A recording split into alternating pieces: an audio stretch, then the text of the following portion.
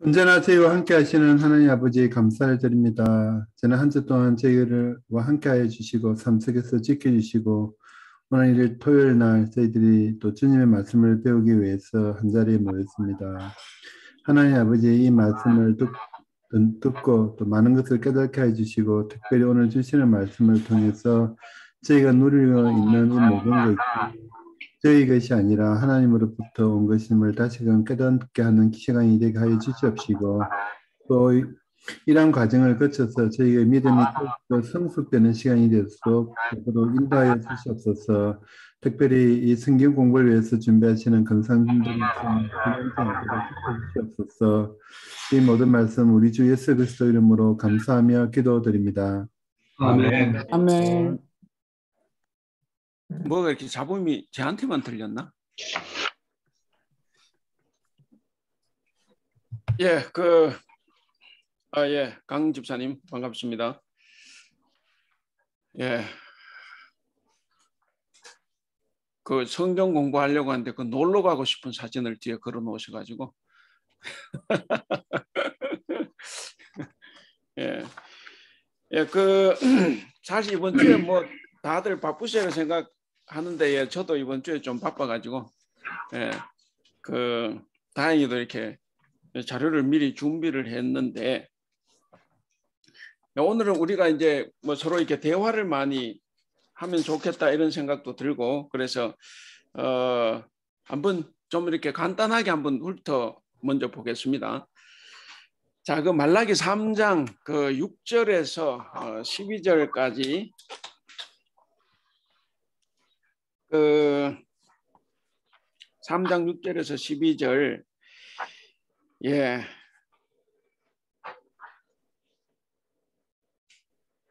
제가 한번 읽어보겠습니다. 말라기 3장 6절에서 12절까지 여기 이제 아마 여러분 성경 아마 제목이 11조라고 되어 있는지 모르겠네요. 11조. 제가 6절부터 12절 제가 한번 읽어보겠습니다. 나 여호와는 변하지 아니하나니 그러므로 야곱의 자손들아 너희가 소멸되지 아니하니라. 만군의 여호와가 이르노라 너희 조상들의 날로부터 너희가 나의 규례를 떠나 지키지 아니하였도다. 그런즉 내게로 돌아오라. 그리하면 나도 너희에게로 돌아가리라 하였더니 너희가 이르기를 우리가 어떻게 하여야 돌아가리까 하는도다. 사람이 어찌 하나님의 것을 도둑질하겠느냐. 그러나 너희는 나의 것을 도둑질하고도 말하기를 우리가 어떻게 주의 것을 도둑질하였나이까 하는도다. 이는 곧 11조와 봉헌물이라. 너희 곧 온 나라가 나의 것을 도둑질하였으므로 너희가 저주를 받았느니라. 만군의 여호와가 이르노라 너희의 온전한 11조를 창고에 들여 나의 집에 양식이 있게 하고 그것으로 나를 시험하여 내가 하늘 문을 열고 너희에게 복을 쌓을 곳이 없도록 붙지 아니하나 보라. 만군의 여호와가 이르노라 내가 너희를 위하여 메뚜기를 금하여 너희 토지 소산을 먹어 없애지 못하게 하며 너희 밭에 포도나무 열매가 기한 전에 떨어지지 않게 하리니 너희 땅이 아름다워짐으로 모든 이방인들이 너희를 복되다 하리라. 만군의 여호와의 말이니라. 아멘. 예, 뭐 딱 보면 이제 우리가 제일 잘 아는 말씀, 이게 교회에서 목사님들이 제일 좋아하는 말씀이 이제 그 10절이죠. 예, 만군의 여호와가 이르노라 너희의 온전한 11조를 창고에 들여 나의 집에 양식이 있게 하고 그것으로 나를 시험하여 내가 하늘 문을 열고 너희에게 복을 쌓을 곳이 없도록 붙지 아니하나 보라.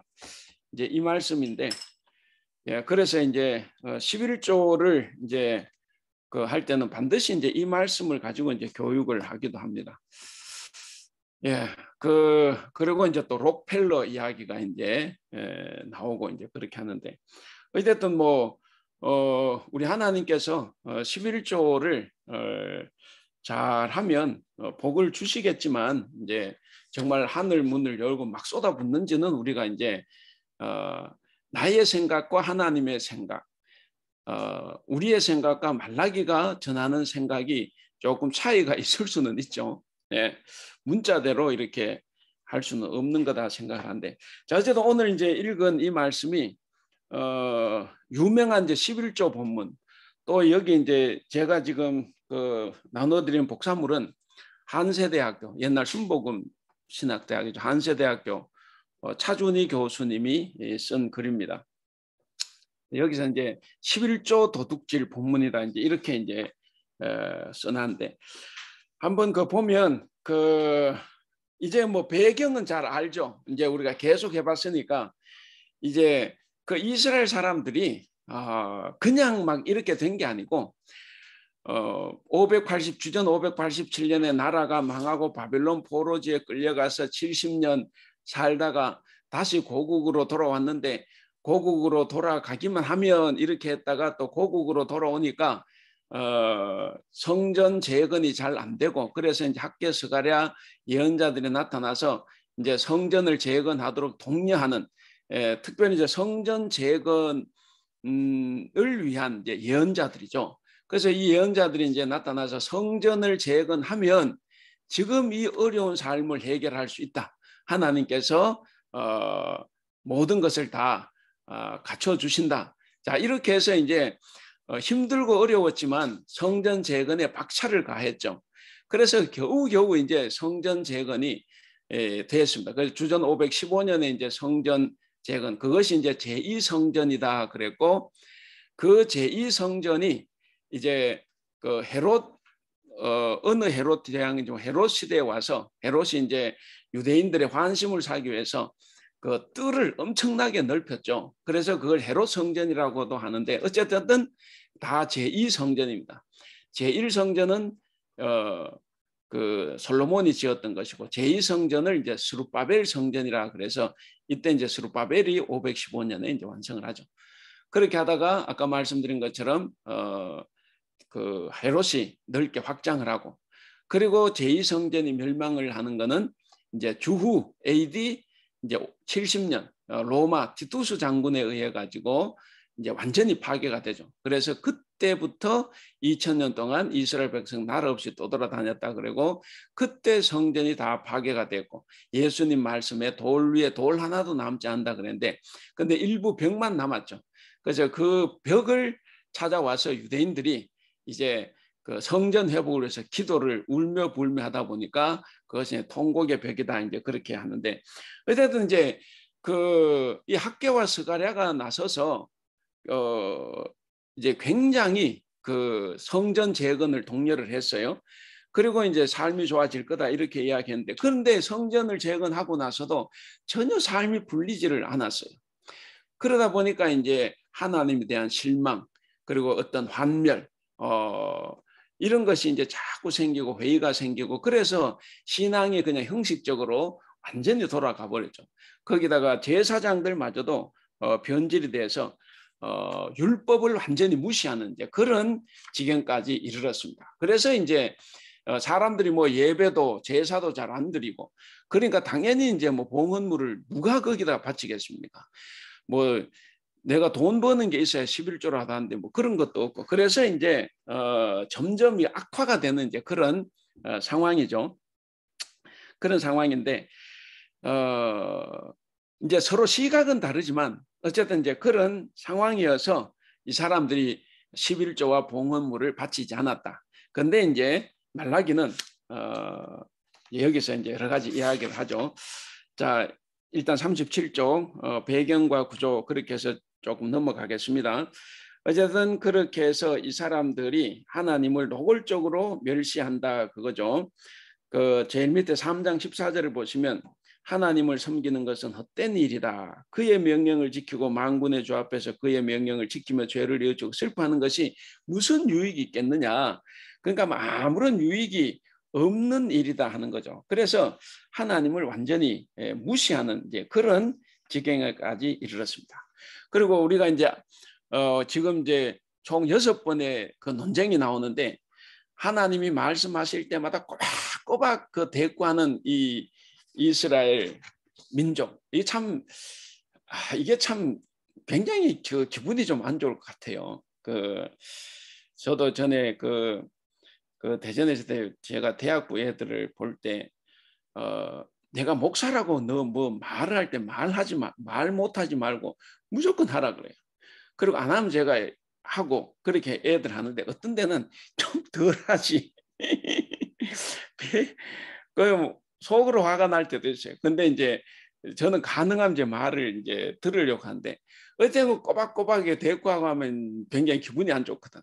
근데 이제 하나님도 굉장히 기분이 안 좋았을 거다 생각을 해봅니다. 38쪽에 가면 그러죠. 예언자의 주장 나오고 백성의 이의 제기가 있고 예언자의 주장, 백성의 이의. 이런 것인데 그러니까 뭐 계속 또박또박 말대꾸했다. 자, 38쪽 중간에 말라기 3장 6절에 12절은 유명한 11조 도둑질 본문이다. 그렇게 이제 이야기를 합니다. 근데 사실은 여기 나온 대로 이게 원래는 11조 본문이 아니고 이제 거기 회개에 관한 논쟁으로 나와요. 회개에 관한 논쟁에서 회개를 했다고 하면 가장 먼저 뭐가 바뀌어야 되느냐? 봉헌물, 11조를 잘하는 거다 하는 거죠. 예, 그걸 이제 이야기하다 보니까 이제 11조가 주가 됐지만 그러나 원래는 이제 회개에 관한 논쟁이다 하는 것을 보고 그리고 거기 셋째 줄 보시면 말라기는 하나님의 신실한 사랑과 이스라엘 백성이 끝없는 배신을 대조시킨다. 이제 그런 이야기가 있습니다. 이스라엘 백성은 그렇게 생각 안 하죠. 하나님이 우리 기도 안 들어주고 약속한 것도 안 지킨다. 이렇게 오히려 하나님 우리를 배신했다 생각하는데 말라기는 그게 아니라 하나님은 처음부터 지금까지 신실하신데 너희가 배신을 했다 하는 거죠. 너희가 끝없이 배신했다. 조상적부터. 야곱이 원래 속이는 자였지 않습니까? 그러니까 야곱, 너희 조상 야곱부터 지금까지 속이고만 살아왔다. 이제 이렇게 이야기하는 거죠. 그러니까 이스라엘 백성들이 이 말라기의 이야기를 들을 수 있겠습니까?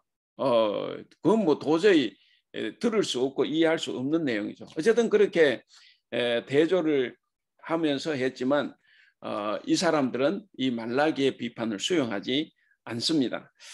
그 두 번째 단락을 보시면 당시 이스라엘 상황은 대단히 열악했다 그랬습니다. 열악했다. 아까 말씀드린 것처럼 열악할 수밖에 없죠. 뭔가 상황이 좀 좋아져야 되는데 전혀 좋아지지 않는 상황. 그래서 뭔가 실망했지만 근데 이제 말라기는 자꾸 뭐라고 이야기하냐면 거기 보면 그러나 말라기가 보기에는 이것이 하나님께 대한 의무를 소홀히 하는 이유가 될 수 없었다. 오히려 그러니까 하나님께 안 들어주는 것 가지고 너희가 의무를 소홀히 해서는 안 된다는 이야기인데 오히려 그런 어려운 경제적 상황이 왜 왔느냐? 하나님이 약속을 어긴 것이 아니라 너희가 하나님 뜻을 어겼다는 거죠. 너희가 어겼기 때문에 지금 이렇다. 사실 저도 이제 이 말라기 시대 백성을 이해할 수가 있어요. 뭐 다 우리는 이제 사람이고 인간이니까 우리 또 생각이 그렇게 하나님처럼 넓지도 못하고 그래서 뭔가 하나님께 나에게 잘해 주시면 나중에 지금 분명히 어려운 거는 나는 열심히 살았는데 이 어려움은 좀 하나님 책임 안 져 주셔서 이렇게 됐다고 그렇게 생각할 가능성이 다분하거든. 그러니까 이제 하나님 원망할 수 있는데 말라기는 이제 그러지 않죠. 말라기는 오히려 하나님이 잘못된 게 아니라 너희가 처음부터 끝까지 하나님 속이고 있다. 그래서 지금 이런 경제적인 어려움이 왔다. 이제 이렇게 이야기를 합니다. 그래서 이제 그 제일 끝에 결론으로 하나님의 말씀에 순종하면 저주가 사라지고 복을 받으라는 약속이 다시 주어져요. 그러니까 이야기 들으면 말라기 시대 사람 좀 짜증날 것 같아. 하나님이 안 들어줘 가지고 지금 이렇게 화가 나 있는데 근데 너희가 하나님의 말씀을 순종하면 저주가 그치고 복이 만다 이러면 이게 백성들이 참 들을 수 있나? 이런 생각이 들어요. 자, 39쪽에 가겠습니다. 그 39쪽에 이제 본문을 풀이한 건데, 우리가 이제 본문 그렇게 이제 뭐 유심히 안 봐도 우리가 충분히 이해를 할 수 있지 않습니까? 다만 거기 그 성경 말씀 그 공서체로 된 두 번째 이사야 43장 20절 28절 그거 우리 같이 한번 읽어볼까요? 네 시조가 시작. 네 시조가 범죄하였고 너의 교사들이 나를 배반하였나니 그러므로 네가 성소의 어른들을 욕되게 하며 야곱이 침멸 당하도록 되어주며 이스라엘이 이방 이방 거리가 거리가 되리라. 예, 네 시조 야곱이 범죄하였고 너의 교사들이 나를 배반하였나니. 자, 이렇게 이야기를 하고 있습니다. 그러니까 야곱의 자손들이 야곱 때부터 지금까지 배반하고 있다 하는 거죠. 근데 거기 이제 세 번째 줄을 보면 재미있잖아요. 하나님의 무변화, 이스라엘의 무변화를 이제 이야기를 해요. 그 하나님의 무변화는 사실 좋은 건데 끊임없이 우리를 이제 사랑하시는 거니까. 그러니까 신실한 사랑을 나타내는데 이스라엘의 무변화는 뭐냐면 그 죄된 상태를 이야기하는 거지 않습니까? 그래서 거기 나온 대로 속임과 범죄 행위, 이것이 조상 야곱 때부터 지금까지 계속되고 있다는 거예요. 그래서 뭐 무변화가 하나님처럼 사랑이면 참 좋겠는데 이제 여기서는 그렇지 않다는 거죠. 그래서 결국 하나님의 사랑은 변화가 없지만 백성들의 그 하나님에 대한 사랑, 신실성은 이제 바닥이 났다 하는 것을 알 수가 있습니다. 그다음 40쪽으로 가보시면 그 하나님의 변함없는 사랑과 이스라엘의 변치 않는 배반이 대조를 이루고 있다. 혹시 우리 안에도 변해야 될 무엇이 끈질기고도 고집스럽게 남아 있지는 않은가? 예, 역시 우리도 이제 내 주장이 있고 내 생각이 있고 내 고집이 있기 때문에 이스라엘 백성들처럼 나도 그런 고집이 있는가 없는가 한번 살펴보면 좋겠습니다. 그다음에 두 번째, 그 지속된 불순종의 역사로 무뎌진 불심 그랬습니다. 어쨌든 뭐 계속 이렇게 논쟁을 하고 전혀 이스라엘 백성들을 받아들이지 않으니까, 그래서 이제 그 7절 너희 조상 때로부터 너희는 내 규례를 떠나서 지키지 않았다 그랬습니다. 그러면서 이제는 내게로 돌아오라. 그럼 나도 너희에게 돌아가리라. 이게 참 이 간절한 참 하나님 입장에서 하는 부탁이 없지만 정말 간절한 부탁으로 들려요. 돌아오라. 그러면 내가 너에게 돌아가라. 역시 하나님은 신실하신 분이라 그 사랑이 변함이 없다는 거죠. 근데 이걸 이제 이스라엘 백성들이 모르니까 안타까울 뿐이죠. 그러니까 이스라엘 백성들이 바로 이제 가지 않습니까? 돌아가려면 우리가 무엇을 해야 합니까? 도대체 우리가 잘못한 것도 없는데 도대체 뭘 해야 당신 마음에 들겠습니까? 잘못은 당신이 해놓고 왜 우리한테 자꾸 이러십니까? 하는 어떤 투 같습니다. 그러니까 회개할 준비가 전혀 되어 있지 않아요.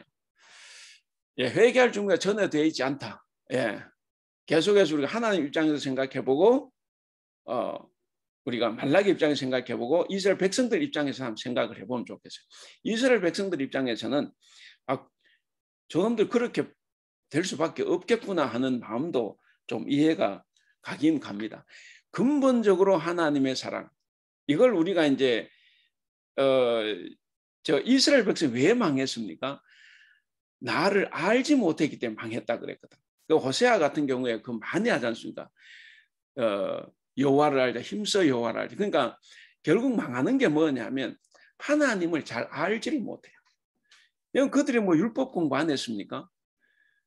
그들이 무슨 하나님의 말씀을 몰라서 그래요? 여러분, 우리가 지금 있다고 우리가 성경을 몰라서 그렇습니까? 물론 모르는 것도 많지만, 근데 진짜 하나님이 원하는 것이 뭔가 하는 것을 생각지 않는 거예요. 왜? 우리는 우리의 생각이 너무 크기 때문에.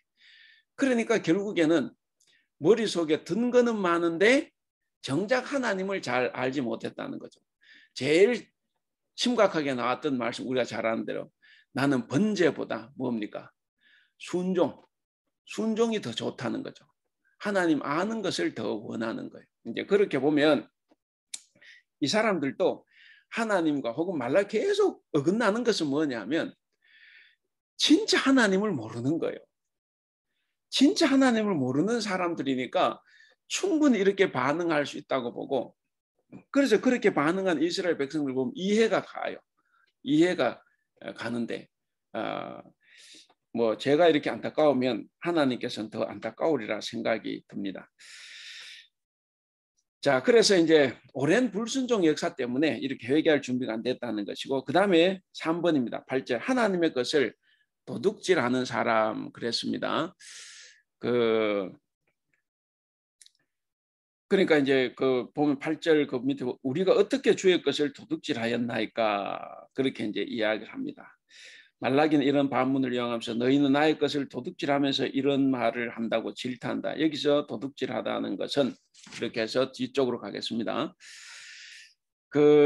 결국 뭘 도둑질했냐 하면 이미 상습화돼서 사실 도둑질한 걸 모를 수도 있어요.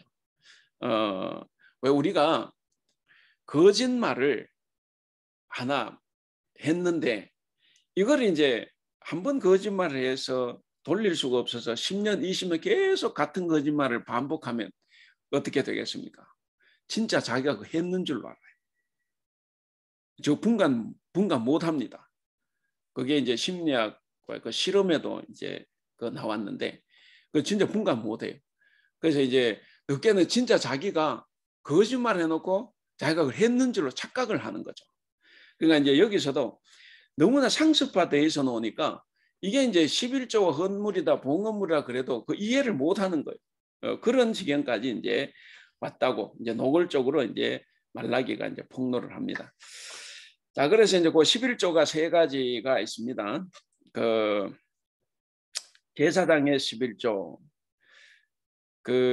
레위인들은 땅 분배를 못 받았죠. 땅 분배를 못 받았기 때문에 이 11조 백성들이 바치는 11조를 가지고 살아갑니다. 그래서 뭐 우리도 목사도 마찬가지지 않습니까? 그리고 요즘 도시교회는 안 하지만 과거에 쌀도 뭡니까? 성미를 가지고 오죠.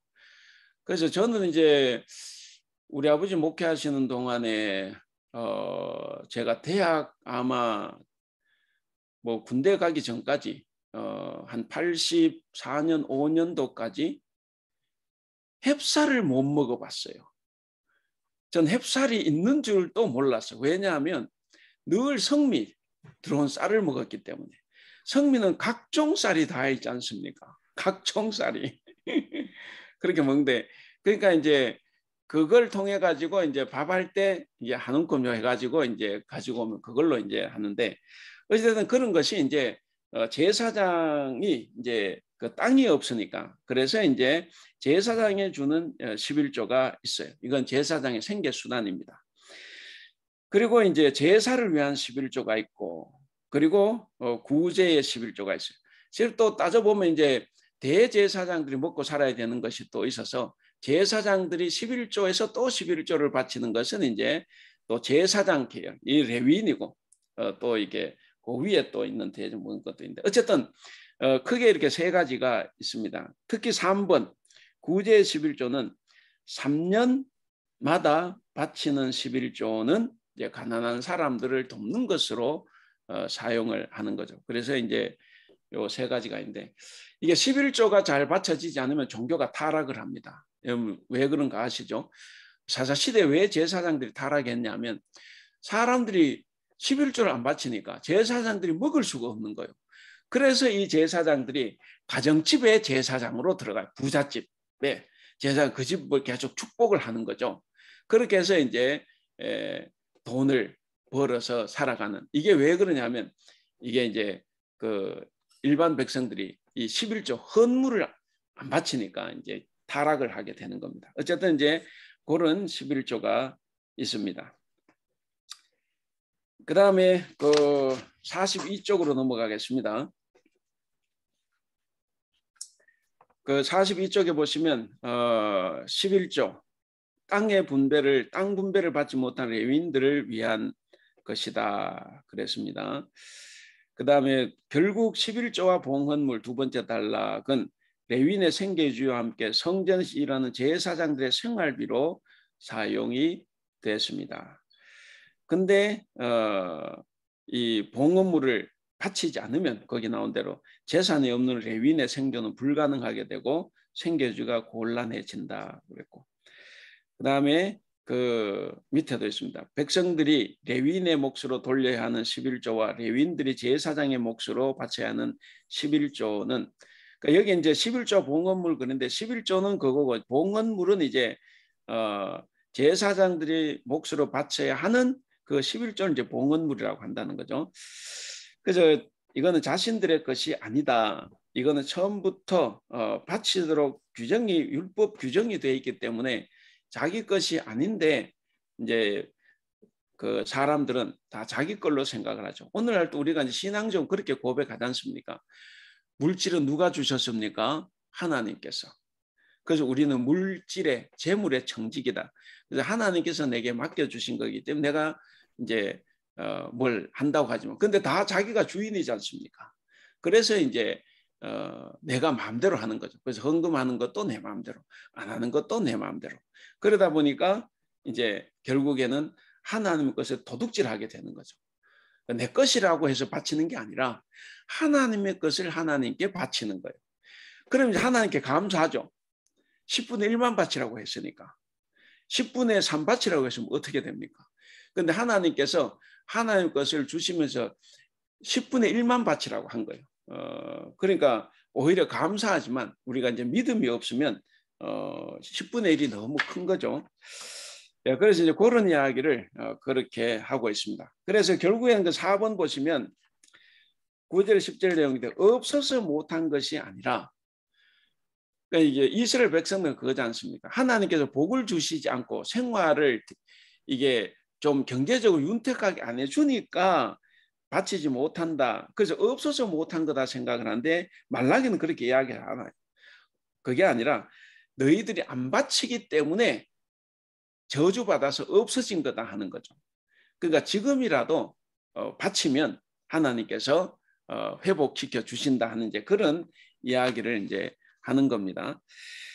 그래서 쭉 읽어보시면 뭐 충분히 되리라 생각을 하고 그 제일 밑에 단락 말라기는 이러한 저주의 상황에서 구원받을 수 있는 유일한 방법을 제시한다. 그것은 지금까지 가던 길에서 돌이켜 하나님께로 방향 전환을 하는 것, 즉 하나님께로 돌아가는 것이다.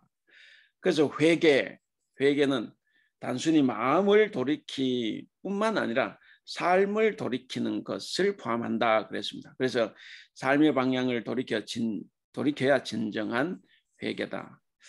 우리 다 알죠.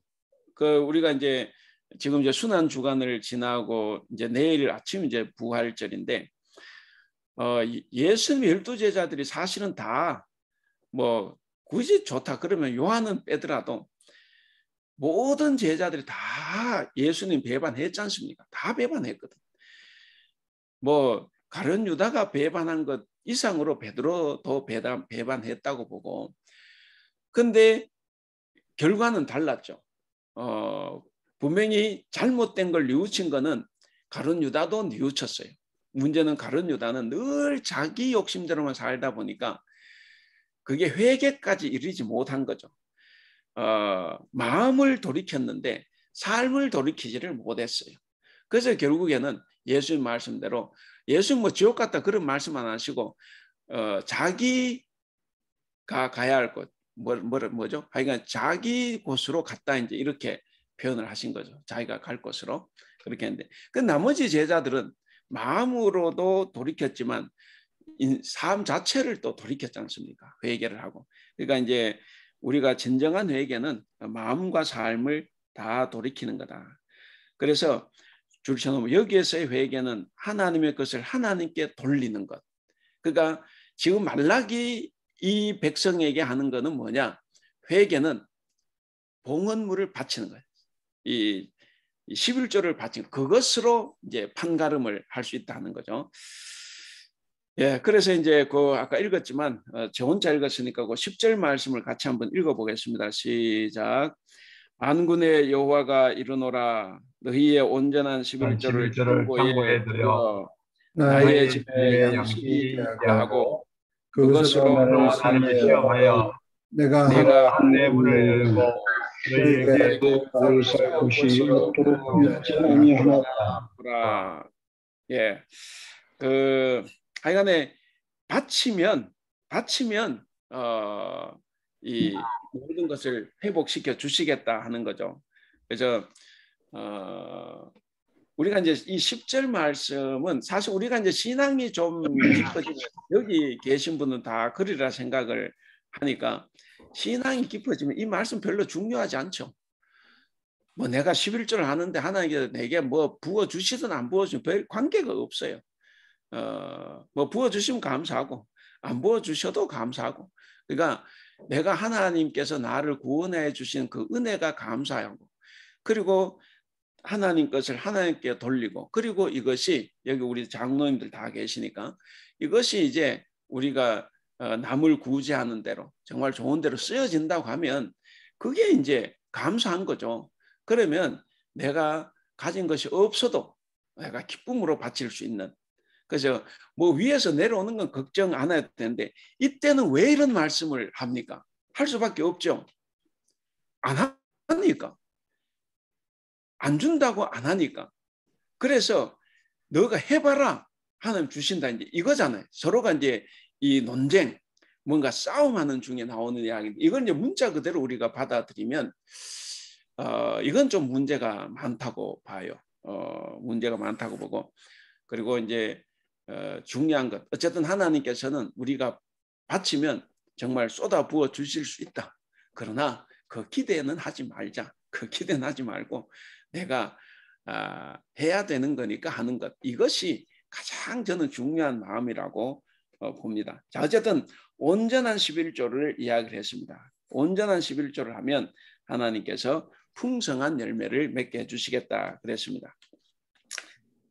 자, 그래서 이제 거기 첫째, 둘째 뭐 이야기가 있습니다. 11조 분량의 진정성. 그러니까 우리가 이제 마음이 중요하다 이렇게 하면 사람들이 마음이 중요하면 조금 바쳐도 되겠네 이러면 뭡니까? 이미 마음이 떠난 거죠. 예를 들어서 뭐 한 달에 100만 원 버는 사람이 있고 1억을 버는 사람이 있어요. 둘 다 정말 진심 어린 마음으로, 우리가 사람들이 보여 진심 어린 마음으로 둘 다 10만 원을 헌금을 했어요. 그럼 어떻게 됩니까? 정말 1억 번 사람이 10만 원 했을 때 하나님께서도 그거를 진심 어린 마음으로 봐주실까? 정말 마음으로 바치면 분량도 늘어나죠. 그게 정상이라고 봐요. 그런데 그러기 때문에 분량이 중요한 건 아니지만 여기도 그런 글인데 하나님께서 무슨 돈 세고 계시는 분은 아니지만 그건 분명히 아니에요. 그러나 우리 마음이 정말 마음이 있다고 하면 그래도 내가 바칠 만큼, 어떤 때는 정말 가랑이가 찢어질 정도로 바칠 수도 있는 거죠. 그래서 어쨌거나 이 분량의 진정성이 있습니다. 그리고 이제 두 번째 활용의 진정성 그랬습니다. 성서에서 11조로 인해 하나님이 복을 주신다는 말씀은 이 본문 외에는 신명기에서만 볼 수 있다. 예를 들어 신명기 14장 28절 29절. 그러니까 11조를 해서 복을 주신다는 말이 두 군데밖에 없다는 거죠. 두 군데밖에 없다. 거기 신명기 말씀 우리 같이 한번 읽어볼까요? 제일 밑에 시작. 매 3년 끝에 그의 소산의 10분의 1을 다 내어 네 성읍에 저축하여 너희 중에 분기시한 기업이 없는 레위인과 내 성중에 거류하는 책과 부하와 과부들이 와서 먹고 배부르게 하라. 그리하면 하나님 여호와께서 네 손으로 하는 범사에 네게 복을 주리라. 네. 우리가 이제 그 성경을 읽으실 때 우리가 이제 국어 공부한다고 생각하면 어디 초점이 뭐냐는 우리가 분명히 알 수가 있잖아요.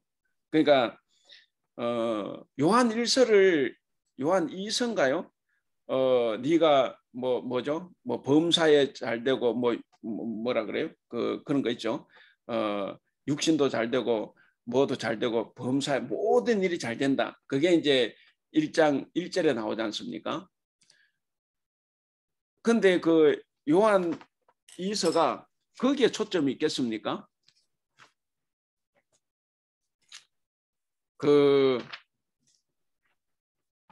이제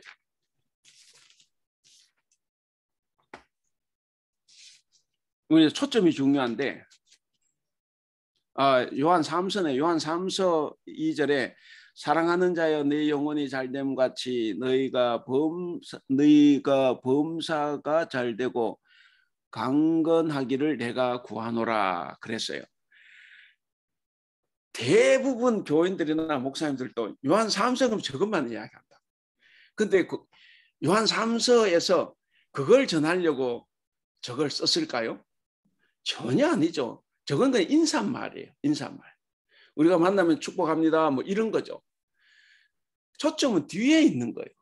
근데 우리는 복에 대한 걸 너무 좋아하다 보니까 이게 중요하지도 않는 거에 우리는 목숨을 걸고 그 말씀이 제일 중요해. 저 말씀 다 기억을 해. 근데 정작 요한 3서 무슨 내용이냐 아무도 몰라요. 이거는 우리 하나님을 잘못 아는 거죠.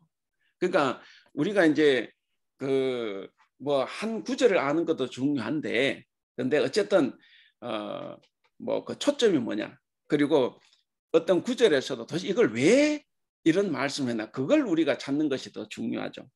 어쨌든 여기 신명기 14장 28절 29절도 초점은 범사에 네게 복을 준다에 있겠습니까? 아니면 11조를 해서 봉헌물을 바쳐서 가난한 사람들을 먹게 하라. 뭐 어디에 있는 것 같습니까? 그러니까 결국 이거는 구제에 이게 초점이 있는 거죠. 그래서 이걸 볼 때 이렇게 하면 복을 준다 이것보다는 내가 정말 헌금을 해서, 혹은 헌금이 아니라도 내가 이웃을 도와야 되겠구나. 이제 이게 생각이 드는 것이 이제 사실은 더 우선적인 생각이죠.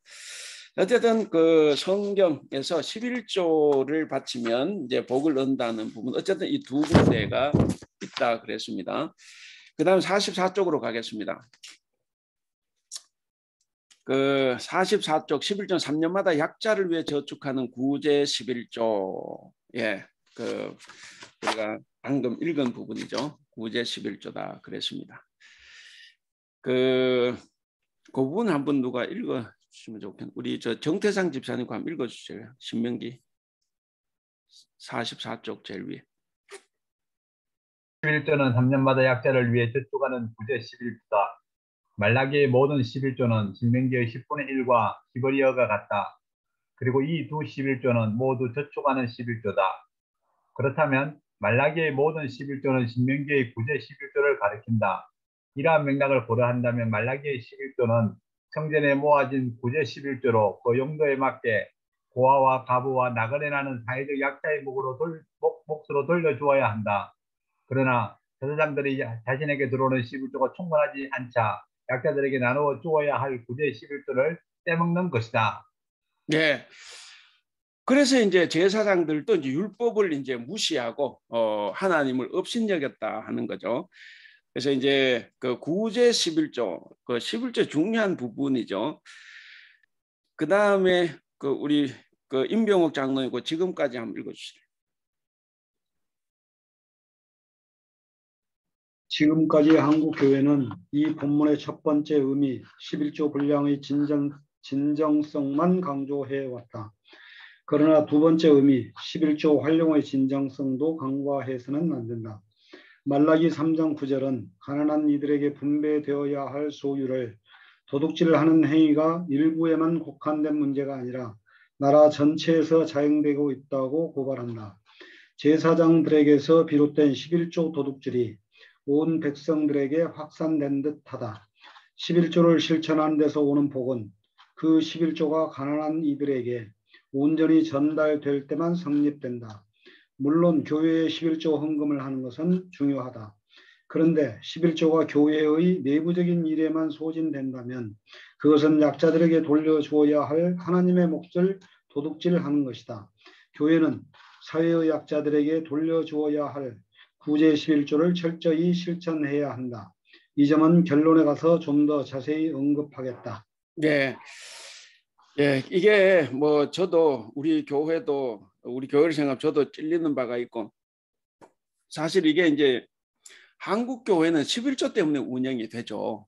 11조 때문에 운영이 되고, 그 대형 건물이 서고 그거 건물 운영하는데 11조 없으면 운영이 안 되죠. 그러니까 돌아보면 우리 한국 교회는 집단적으로 사실은 11조 도둑질을 하는 거죠. 이게 이제 우리 교회도 포함을 좀 시켜서 이게 참 늘 그렇죠. 인간의 필요성 때문에 인간의 필요성. 강남에 2천억이 넘는 교회 건물을 지을 때 사람들이 왜 짓냐? 그러면 이게 그랬어요. 하나님이 필요로 한다. 근데 이제 누가 말하죠? 하나님 필요하다고 이야기하더냐? 그건 너가 필요하지. 네가 필요해서 하는 건데 그걸 하나님이 필요로 해서 한다. 이렇게 되죠. 이제 그렇게 되는데 어쨌든 이게 이 11조에서 11조 분량의 진정성만 우리가 이제 강조를 하고 두 번째 의미 활용의 진정성을 강조하지 않다 보니까 11조만 하게 했고 11조는 이제 교회 뭐 이렇게 재산 유지하고 뭐 하는데 오히려 다 쓴 게 아닌가. 그럼 사실은 집단적으로 잘못한 거죠. 그래서 이제 이런 것도 우리가 한번 생각을 해봐야 되겠습니다. 그래서 줄쳐놓은 부분 11조를 실천하는 데서는 복은 그 11조가 가난한 자들에게 온전히 전달될 때 이제 실현이 되는 거예요. 그러니까 여기서 우리가 한 가지 이렇게 생각할 수 있죠. 11조 하면 복을 받는다 이 말이 뭔 말입니까? 11조를 하면 가난한 사람들이 도움을 받는다. 그게 복이에요. 내가 뭔가를 받아서 복이 아니라 저도 이제 여기 와서도 뭐 이렇게 공부할 때 그런 이야기 하지만 헌금하면 복 받는다 이게 뭐겠습니까? 헌금하는 자체가 복이 되는 거죠. 왜? 내 욕심을 죽이고 그래도 헌금할 수 있다는 것이 그게 정말 은혜입니다. 그래도 내 욕심 그만큼 내려놓은 거니까. 그래서 이제 하는 건데 어제 여기도 복을 받는다. 내가 함으로써 남이 복 받기 때문에 진짜 복이 되는 거다 하는 거죠. 자, 근데 예언자는 확신에 차서 다음과 같이 외친다. 하나님을 시험하라. 이것이 사실인지 그랬습니다. 하나님을 시험해 봐라. 하나님께서 이제 사람에게 원래 이거 하나님을 시험하는 거는 엄청난 죄죠. 하나님을 시험하는 거 있을 수가 없어요. 그런데 여긴 그런 거죠. 읽어보면 하나님은 이스라엘 백성에게 자신을 시험하도록 권고하신다. 구약에서 하나님이 인간을 시험하는 경우가 종종 언급이 되고 있지만 인간이 하나님을 시험한다는 사상은 드물다. 인간이 하나님을 시험하는 것은 시험한다는 것을 언급한 곳은 말라기, 그다음 시편 2군데뿐이다. 일반적으로 인간이 하나님을 시험하는 것은 불신앙적인 행위다. 그래서 우리가 이제 사사기 배울 때도 그거 봤지 않습니까? 제일 시험을 야비하게 아주 치졸하게 하는 게 이제 기도원이지 않습니까? 요랬다가 저랬다가 막 하는데, 근데 그거 이제 우리가 이제 너무 좋게 생각하죠. 아주 신중한 사람 막 이렇게 이야기하지만 그 하는 시험하는 거죠. 그런 게 이제 아닌데 어쨌든 자 여기서 이제 그렇게 하니까 하나님께서 시험해 보라고 할 정도로 그러니까 이 시대가 워낙에 악하니까. 그래서 하나 오죽 답답하면 시험해 보라고 하는 거죠. 자, 45쪽. 모든 이방인이 너희를 복되다 하리라 그랬습니다. 예, 쭉 한번 읽어 보시면 그러니까 11조를 바칠 때 주어지는 복입니다. 그리고 이제 3번 메시지. 본문의 핵심은 11조라기보다는 이스라엘의 회개에 있다. 다만 회개의 진정성이 어디에 있느냐 하면 11조 실행이라는 거예요. 우리가 이제 우리도 교회에서 이제 이런 걸 모르면 울며불며 회개는 해요. 막 울고 우리는 또 눈물 흘리면 또 저 사람 신앙 좋다 그러는데 여러분 눈물 아무리 흘려도 그 신앙 좋고 나쁘고 별 관계가 없죠. 내가 얼마만큼 실천을 하느냐 이게 이제 중요한 거죠. 근데 보통 사람들은 이제 막 성경 많이 읽고 예배 열심히 참석하고 이제 뭐 그렇게 하면 또 막 눈물 흘려 기도하고 찬송가 부를 때는 막 손들고 막 이렇게 하면 이제 신앙 좋다고 하는데 신앙 좋을 가능성이 정말 많아요. 그런 사람들은. 근데 그걸로만 판가름할 수 없다는 거죠. 여기서처럼 뭔가 진정성이 있는 행동이 이제 있어야 된다는 거죠. 그래서 우리가 기도를 했으면 기도하는 것 그 이상으로 우리가 삶의 진정성을 위해서 더 열심히 사는 것이 중요하다는 거죠. 자, 메시지는 구약의 11조는 폐기되어야 하는가 그랬습니다. 폐기되어야 하는가. 46쪽에 가보시면 예수님도 11조를 바치는 것 자체는 반대하지 않으셨다 그랬습니다. 종교 지도자들이 물었잖아요. 거기 보면 우리 같이 한번 읽어볼까? 화이슬진저 시작. 화이슬진저 외식하는 서기관들과 바리새인들이여 너희가 박하와 해양과 그의 시비되 율법에 더 준다 정의와 긍휼과 믿음은 버렸도다. 그러나 율법을 하고 저것도 버리지 말아야 할지니라 그랬습니다. 그러니까 이게 이제 참 재밌죠. 박하와 해양과 근처의 11조, 그러니까 가장 작은 것, 정말 하나님께 안 바쳐도 될 것 같은 그런 작은 것은 정확하게 바쳐요. 하나님께 충성을 다한다고. 근데 그것보다 더 중요한 정의, 긍휼, 믿음은 버렸다 하는 거죠. 그래서 예수님은 이것도 하고 저것도 다 하는, 박하, 해양, 그 11조 그것도 해라. 그리고 그것보다 더 중요한 정의, 긍휼, 믿음도 행하라 하는 거죠. 그래서 그 밑에 오늘날 구약 율법을 문자적으로 지키는 것은 큰 의미가 없다. 그러나 그 율법의 정신은 여전히 살아 있어야 한다. 예수님 율법을 폐기하는 분이 아니라 율법을 완성하러 오신 분이다. 그래서 지난 시간도 언젠가 말씀드린 것 같은데 그 신약 우리 그 유명한 신약 학자이신데 지금은 돌아가셨는데 어쨌든 그분은 늘 주장하는 게 은혜의 시대는 10의 2조, 3조, 4조를 해야 되는 게 은혜의 시대다. 이제 그렇게 늘 주장을 하신 분이 계셔요. 그 은혜를 받았기 때문에 10분의 1만 하는 것이 아니라 더 할 수도 있다. 이제 그런 이야기인데 결국 뭐냐면 이게 폐기된 것이 아니라 정신을 살려야 된다. 그 정신을 살리려면 우리가 이제 어떻게 하느냐 하는 것을 이제 거기서 이야기합니다. 자, 거기 내가 율법이나 선지자를 폐하러 온 줄로 생각하지 말라. 폐하러 온 것이 아니요 완전하게 하러 왔다. 율법, 율법서, 선지자, 선지서. 그래서 예수님 그 당시의 성경은 이 두 권의 책이었죠.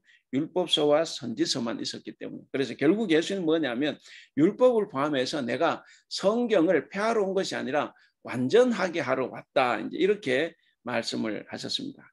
그래서 우리 강현빈 집사님 따라서 11조의 실천 여전히 필요하다고 한번 읽어주실래요? 따라서 11조의 실천은 여전히 필요하다. 한국 교회를 상징하는 세 가지 요소를 꼽으라면 금주, 금연, 주일, 성수, 11조 생활이다. 이것이 오늘의 한국 교회를 낳은 한국 기독교의 자랑할 만한 전통이다. 물론 신앙인으로서 이 세 가지만 실천하고 모든 도리를 다 했다고 간주하면서 다른 의무를 소홀히 하면 문제가 된다. 그러나 한국 교회의 좋은 전통은 가급적이면 우직하게 실천하되 이 본문에서 말하는 하나님이 원하시는 진정한 의미에서의 11조 실천을 지향해야 하지 않을까. 금주, 금연, 주일, 성수, 11조 우리 한국 교회 전통이다. 어쨌든 실천하는 것, 정신을 살리려고 하면 오히려 실천을 할 수 있는 것이 더 중요하지 않을까 이런 생각도 해봅니다. 그 다음에 11조의 축복 그랬습니다. 돈 넣고 돈 먹기인가 그런데 넘어가겠습니다. 47쪽으로 가겠습니다.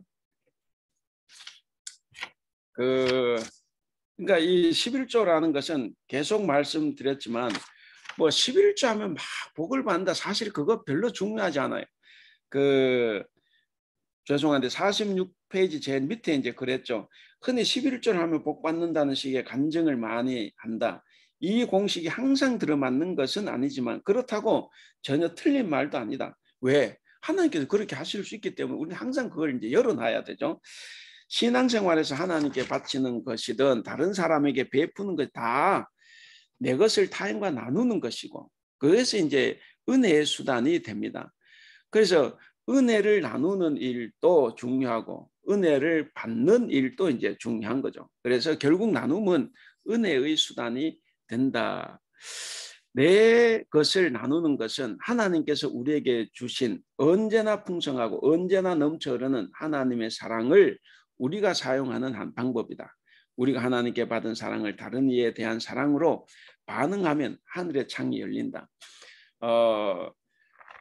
그렇죠. 이게 하나님께서 뭐 저도 마찬가지인데 아까도 말씀드렸지만 복 받을 걸 생각하지 말라고 하지만 그러나 하나님께 복을 주신다고 하면 누구에게 복을 주겠습니까? 누구에게 복을 주겠냐? 이건 우리가 이제 생각을 해볼 필요는 있습니다. 나누는 것. 나누는 것. 하나님께 내게 주신 것을 나누는 것. 그 하나님께 바쳐서 이렇게 나누든 아니면 이웃에게 나누든 나누는 것이 중요한데 어쨌든 하나님께 받은 사랑을 우리가 다시 전할 때 그런 사람을 하나님께서 사랑하지 않을까 그런 생각도 해봅니다. 자, 그래서 그 마지막 단락 보면 신약에서 11조를 비롯한 헌금의 기본 정신은 능력에 따른 자원하는 마음이다. 이러한 정신은 바울의 편지에서 잘 드러난다 그랬습니다. 그래서 이제 제목이 돈 넣고 돈 먹기인가 그런데 사실은 그게 아니고 돈 넣고 돈 먹기가 아니고 돈을 넣고 나누어 줘야 되는 거죠. 나누어 줘야 된다. 이제 그것이 이제 중요한 것이고. 그다음 세 번째 교인의 11조와 교회의 11조가 있습니다. 그 이제 사회적 11조라 그랬는데 그 첫째 단락 제가 읽어보겠습니다. 성도는 교회에 바치는 11조를 그리고 교회는 사회에 나누는 11조를 도둑질해서는 안 된다. 11조는 크게 보면 교회 안에 공동체를 세우고 교회 밖에 약자를 세우는 일에 쓰이는 물질이다. 온전한 11조를 하려고 애쓰는 분들 중 새 전 11조를 내야 하나 아니면 새 후 11조를 내야 하는가의 문제로 고민하는 경우가 종종 있다. 이 역시 원칙에 충실할 필요가 있다. 11조는 자신이 가진 모든 것이 하나님의 소유임을 인정하고 이를 통해서 사역자들을 세우고 이웃을 섬긴 데 쓰이는 물질이다. 예, 중요한 것은 이 내가 가진 모든 것이 하나님의 것이다. 이걸 이제 생각하는 것이 이제 제일 중요하죠. 그거를 우리가 이제 진심으로 우리의 신앙으로 받아들이면 그러면 우리가 뭐 새 전을 세우든 많이 하든 적게 하든 하나님께서도 충분히 이해할 수 있으리라 뭐 그렇게 생각을 해 봅니다. 그 다음 뒤로 가겠습니다. 그 47쪽 그 제일 밑에 이제 재밌는 이야기를 했죠. 하나님께서 국세청 직원도 아닌데 무슨 우리가 헌금하는 걸 다 세고 앉아 계시는 분도 아니죠. 이제 그렇게 하면 이제 예수님께서 왜 목요일인가요? 그 가난한 과부가 헌금을 할 때 그거 다 지켜보고 계시죠. 사람 다 넣는 걸 보셨거든. 그때 예수님은 저 얼마나 바치나 그거 봤을까? 그럼 어떻게 저 두 랩돈 넣는 걸 예수님이 아셨을까? 어떻게 아셨을 것 같습니까? 저도 예수님이 헌금 세우고 있지는 않다고 봐요. 그 넣는 당신에게 드린 것도 아니니까.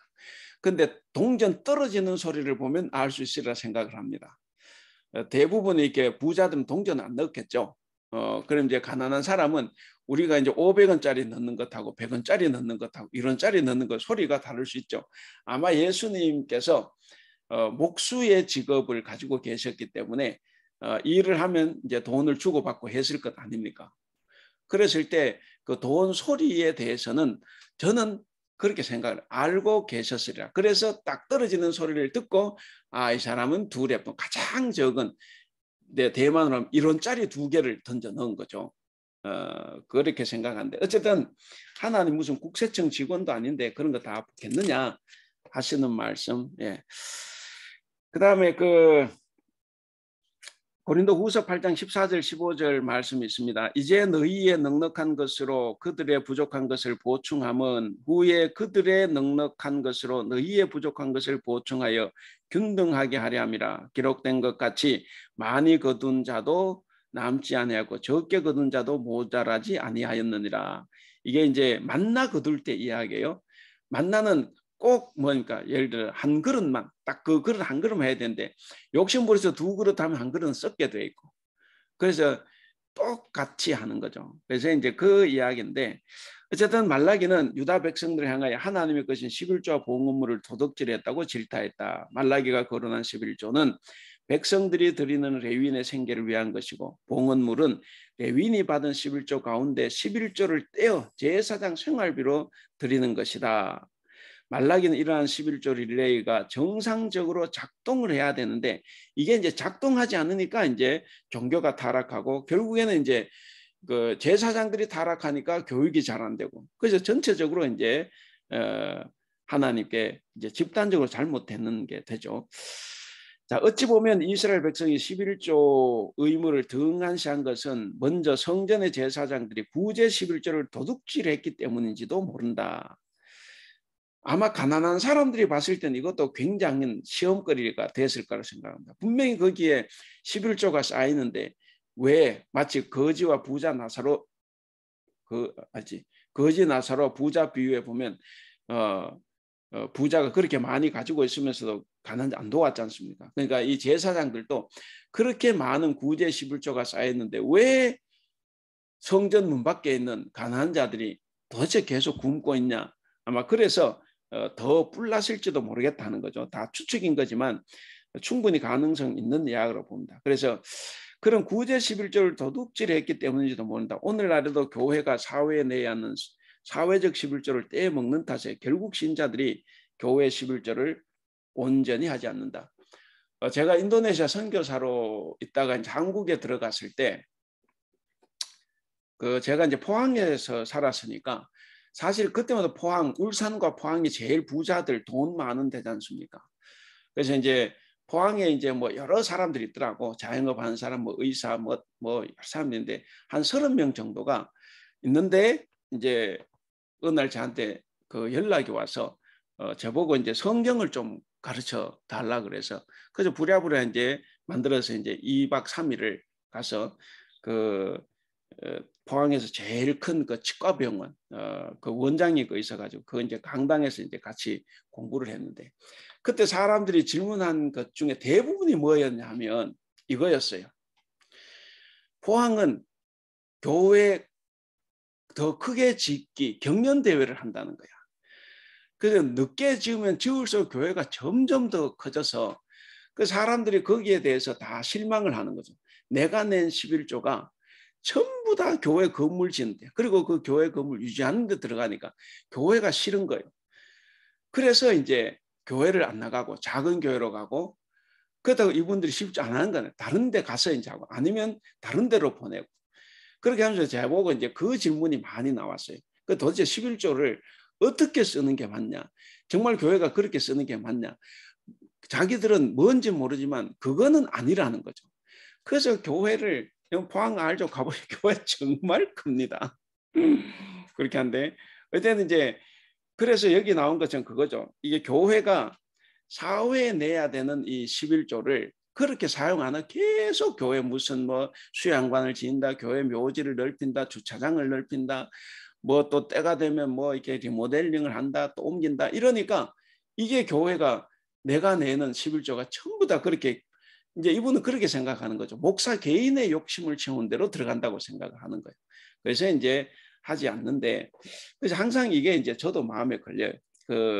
교회가 사회에 내야 하는 사회적 11조를 떼먹는 탓에 결국 신자들이 교회 11조를 온전히 하지 않는다 하는 것이죠.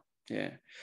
그 다음에 제일 밑에 단락을 보시면 하나님의 사람은 역사와 사회를 보는 눈이 근본적으로 달라야 한다. 그들은 사건의 본질을 꿰뚫어보는 통찰력이 있어야 한다. 사실 이스라엘 백성은 없어서 못한 것이 아니라 이런저런 핑계를 내서 마땅히 바쳐야 할 것을 바치지 않았다. 그래서 가지고 있던 것마저 사라진 것이다. 혹시 이 책을 읽는 독자 여러분 중에 아직도 11조 생활을 시작하지 못한 성도들이 있다면 믿음의 분량에 따라서 조금씩이라도 11조 생활을 실천해 보기를 권한다. 그렇게 해도 사라진다. 아니 하나님이 반드시 살려주신다. 그것이 은혜다. 그리고 교회여 더 이상 구제 11조를 도둑질하지 말라 제발. 예, 이렇게 차준희 한세대학 교수님이시구나. 차준희 교수님이 맞죠. 예, 제가 한세대학 그랬죠. 예, 됐습니다. 예, 그래서 그 11조에 관한 이야기 한번 우리가 나눠봤습니다. 8시 30분이면 딱 맞는 거죠. 예, 조금 쉬시면서 이렇게 또 서로 대화 한번 해보시고 다음 주에는 뒤에 부분은 한번 읽어보세요. 예, 우리가 이제 이 배경 이거를 충분히 아셨기 때문에 읽어보시면 좀 되리라 생각하고 다음 주에는 스가랴로 넘어가도록 그렇게 하겠습니다. 혹시 뭐 뒤에 나머지 다 합시다 그러면 뭐 하겠지만 어쨌든 그거 아니면 예, 스가랴로 넘어가도록 하겠습니다. 예, 수고하셨습니다. 예, 예, 오늘은 원래 이거 말하는 사람 얼굴이 계속 나와야 되는데 오늘은 제 얼굴은 한 번도 크게 안 나오고 이렇게 여러분 얼굴 크게 나오니까 정말 좋아요. 제가 이제 얼굴을 보면서 하니까 항상 제 얼굴만 늘 나오던데. 예, 예. 우리 저 한승이 어디 나갔나? 아유, 저 있습니다. 근데 왜 너가 안 보여? 그래. 그래, 너 어떻게 들었어?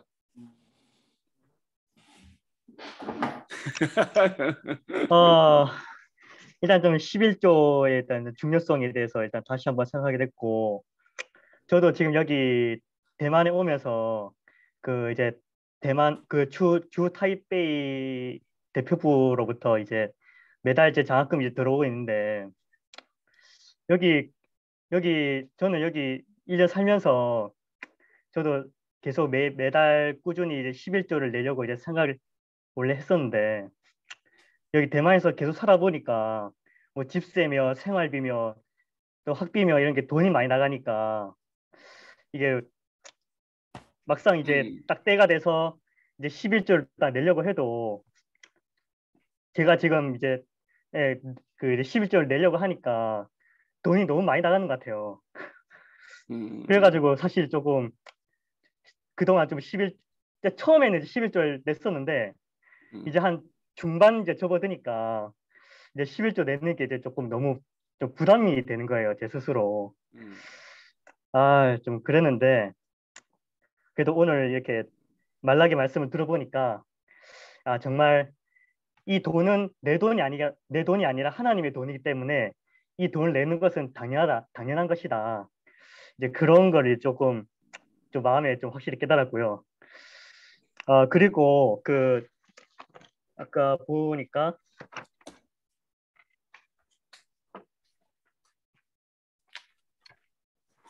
그 11조 분량의 진정성뿐만이 아니라 11조 활용의 진정성도 이제 간과해서는 안 된다고 이제 여기 나왔었는데 진짜 저도 이거는 교회가 뭐 교회 발전도 중요하고 또 교회 내부적으로 또 써야 될 건 또 써야 되지만 또 교회가 또 사회적 차원에서 또 사회적 약자들이나 이제 어려우신 분들을 돕는데 교회가 좀 충분히 돈을 좀 써야 되지 않겠나 좀 그런 생각을 또 해보게 되었습니다. 네. 아멘. 굉장히 용기 내서 이렇게 이야기를 참 고마워. 그게 네. 이제 네. 그게 뭐 여기 다 어른들이 계시지만 그래도 그 이야기하는 게 그게 쉬운 건 아닌데 이야기해줘서 고맙고 사실 내부터도 아마 고민을 많이 하고 안 할 가능성이 있으리라고 봐. 뭐 지금 생각이야 뭐 하겠지 이렇게 하지만 너도 처음에 한다고 생각했잖아.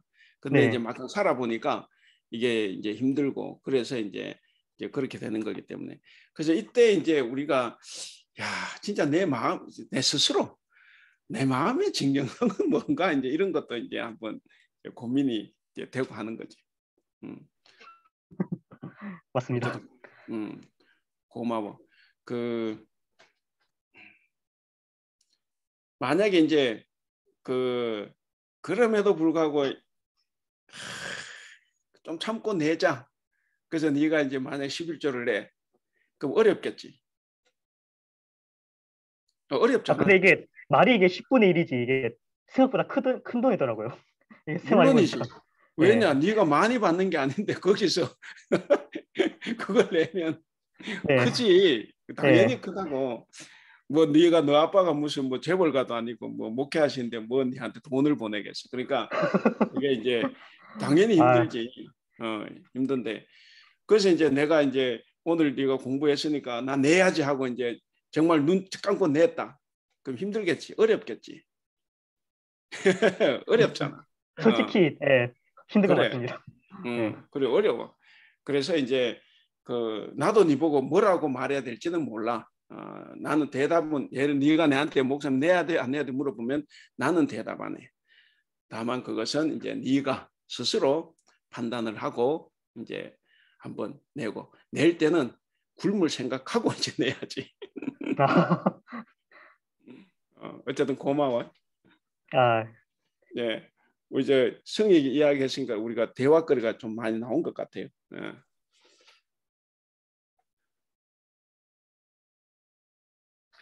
우리 저 근데 박병근 집사님 같은 경우에는 학교에 있으면 좀 이런 학생들 좀 안 찾아오나요? 저기 한승희 형제님 저기 정치대학에 놀러 오세요. 밥 사드릴게요. 정치대학이요? 네. 한번 정치대학 조만간 한국어과로 찾아가겠습니다. 놀러 오세요. 조만간 한번 찾아뵙겠습니다. 네, 오세요. 예. 그래. 내한테도 찾아와. 교회에서.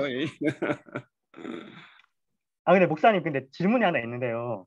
어. 그 아까 그 들으면서 생각이 난 건데 그때 진짜 마음의 진정성으로 이제 하나님께 11조를 드리면 근데 아무래도 하나님도 이제 그 인격적인 하나님이신데 그럼 우리들의 그런 사정을 힘든 사정을 아시고 또 우리들의 그런 마음의 진정성을 하나님께서 아신다면 우리가 11조를 내더라도 하나님께서 그 마음의 그런 진정성을 아시고 그에 따른 어떤 보상이나 그런 하나님께서 그런 선물을 주시지 않을까요? 주신다고 믿어. 확실하게 주신다고는 보장 못하지만 그렇지, 그건 하나님의 마음이니까. 예. 하나님의 마음이니까 우리가 확신하는 건 그렇고 내 스스로는 이제 확신에도 관계없는데 이제 중요한 거지. 이제 나는 이제 네가 학생이니까 이제 뭐 내가 누군가에게 구제를 하든 뭐 학비를 도와주든 아니면 교회 헌금을 하든 그거 할 때는 그냥 내가 굶는다 생각하고 해야 돼.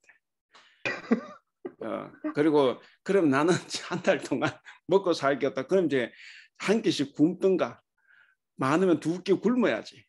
그렇게라도 하면 누군가는 하나님이 사람을 통해서 나를 도와주신다.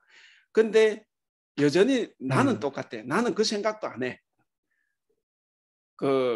그냥 이제 해야 되지. 해야 되고. 근데 어쨌든 우리 하나님께서는 그런 사정을 아시면 도와주시지 않겠나? 그걸 이제 믿고 그러나 안 도와주시더라도 여전히 나는 내 할 일 하면 사면 되는 거지. 내가 볼 때 넌 진짜 눈 딱 감고 할 수 있을 것 같네.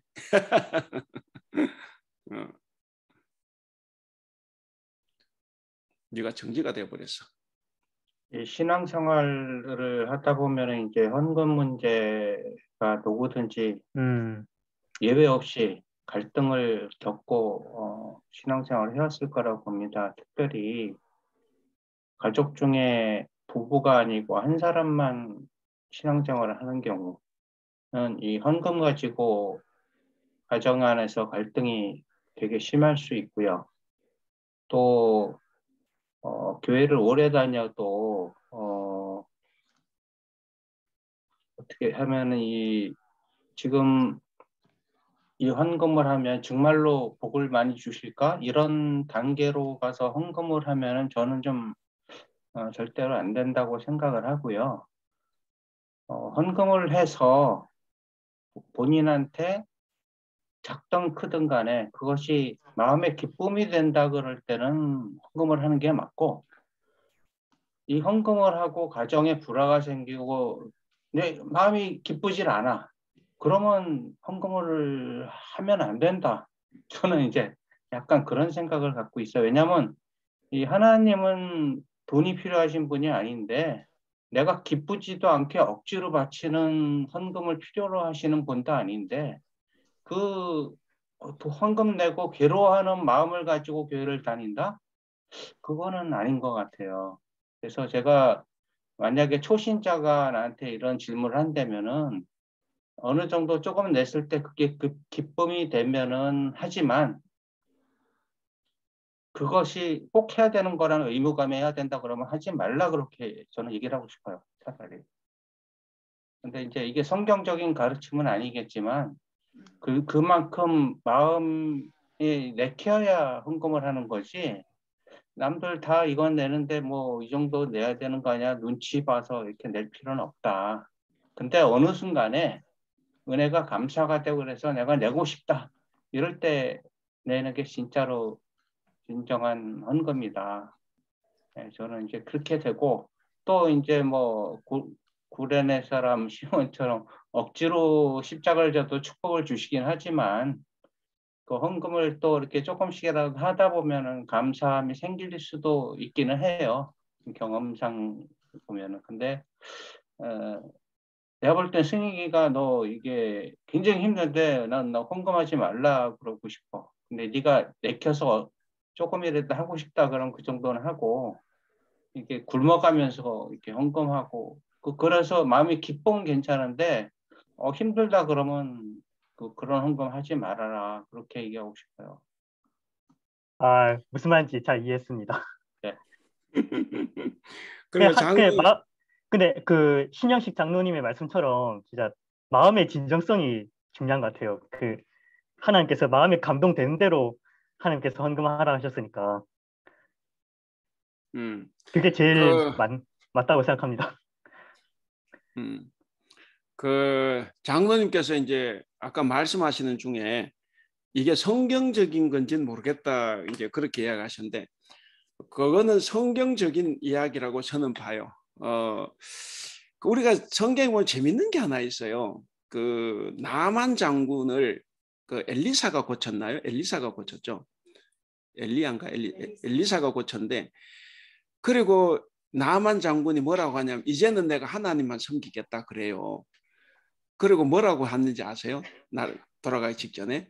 근데 내가 돌아가면 내가 섬기는 왕은 아직 우상을 숭배하는 거죠. 그 신을 섬기고. 그러니까 자기도 같이 들어가서 그 우상에 절해야 된다 그랬어요. 그걸 용서해 달라 그랬다. 근데 그 엘리사가 뭐라고 했는지 아세요? 그 본문을 보면 우리 한국 교회 같으면 절대로 그렇게 못합니다. 어디 은혜 받아서 지금 당장 그 끊고 아니면은 장군 사표 내고 하나님 섬겨야지 이렇게 나오지만 엘리사는 보면 좋소 그렇게 하시오 이렇게 됐어요. 그 뭐냐면 신앙이라는 것은 단계가 있어요. 이게 신앙생활 30년 해도 못하는 사람도 있는데 근데 어쨌든 30년 정상적으로 다 할 수 있는데 그걸 이제 초신자에게 30년 지기 신자처럼 그렇게 하라고 하면 이게 안 되죠. 그렇게 하면 오히려 신앙에서 벗어날 수가 있고 가정에서 계속 불화를 끼칠 수가 있는 거예요. 그렇기 때문에 그런 단계가 있다. 지금 여기 우리한테는 굶어서라도 하세요 이렇게 말을 해도 관계없지만 이제 장로님이 이제 처음에 예를 들어 짝가정 이제 이런 거나 초신자 이건 이제 우리가 그 단계를 밟아야 된다 생각하면 충분히 그게 오히려 더 성경적인 말씀이다. 그렇게 생각을 합니다. 네. 헌금이나 11조에 관한 부분에 대해서는 어느 누가 됐든 자유롭지 못할 거라고 생각을 하거든요. 저 개인적인 생각으로는.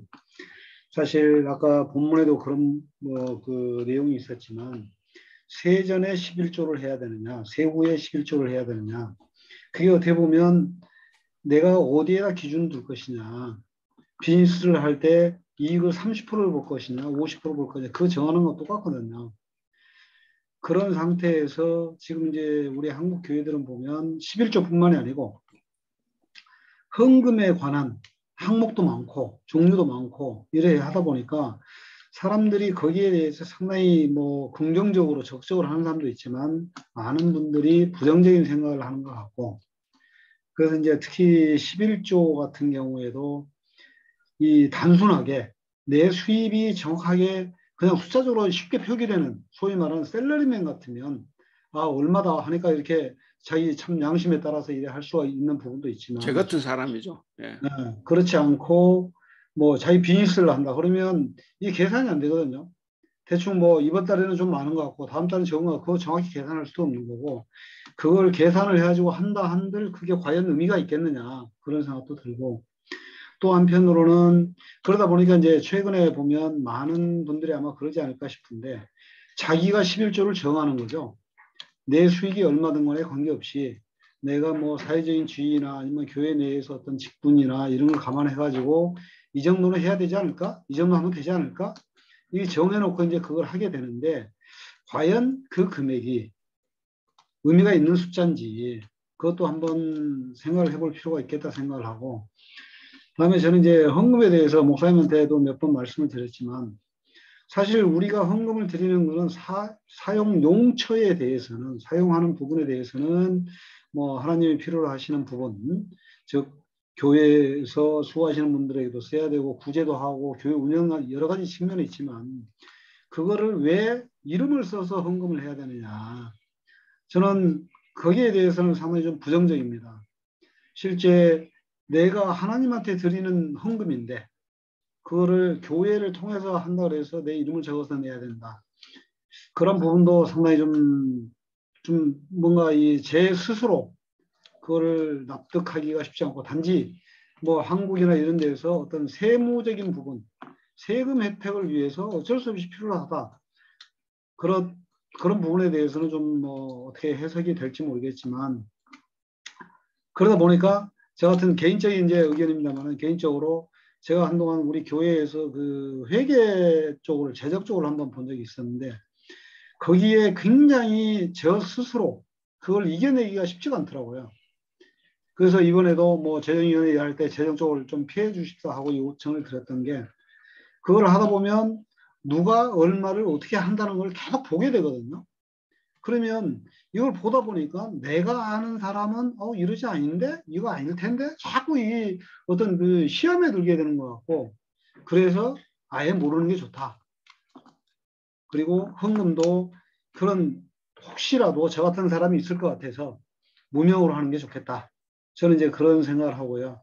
단지 아까 여기 그 본문에 나온 얘기처럼 모든 게 하나님 것인데 그거를 내가 일부 사용을 하고 일부는 뭐 하나님께 드린다 이런 마음으로 내 기쁘게 하면 기쁜 마음으로 드리면 괜찮은데 우리는 사람이다 보니까 아까 우리 승희 형제도 얘기했지만 자꾸 내 계산을 먼저 앞세울 수밖에 없거든요.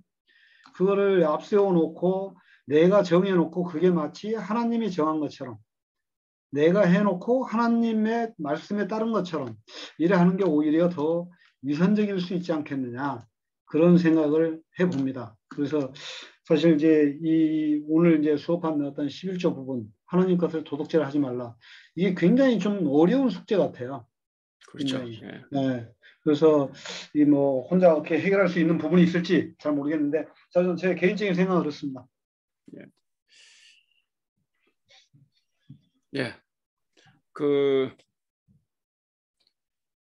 이제 그 무명으로 한다, 이제 저 실명 기명으로 한다, 이제 이런 것은 이제 그 각자 당사자의 이제 뭐 믿음에서 이제 저는 그렇게 할 수 있다고 보고 하나님께서 뭐 또 이제 어떤 교회는 가면 감사금을 또 감사금 내용 구체적으로 적으라 그래가지고 그 우리 아들 서울대학 합격한 것을 감사합니다. 또 그걸 또 막 그건 좀 너무 그런 거 아닌가 뭐 이러세요. 그러니까 사람들마다 뭔가 생각이 이제 조금씩 다른 거죠. 이제 다른 거고. 근데 이제 성경에도 보면 중요한 일을 할 때는 그 실명들이 다 그 기명이 돼요.